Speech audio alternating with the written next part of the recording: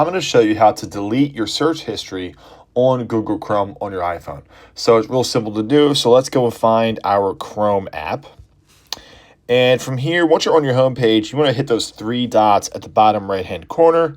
And then here you have a lot of different options here, but we just want to stay to this little taskbar here, and you want to swipe over until you find history. And as you see, I have a history here, so let's go ahead and delete it. So you want to go down to where it says delete browsing data. And it's going to give you a time range and browsing data. So we can go to the browsing data, and you have options here with tabs and images and cache and all these things. But let's just stick with the browsing data. From here, you want to select a time range.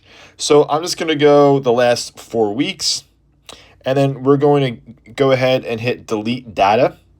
And as you see, it changed right above it. So it did delete certain sites. You can go back to the delete browsing data and just go ahead and change that time range to 15 minutes to all time. It doesn't really matter.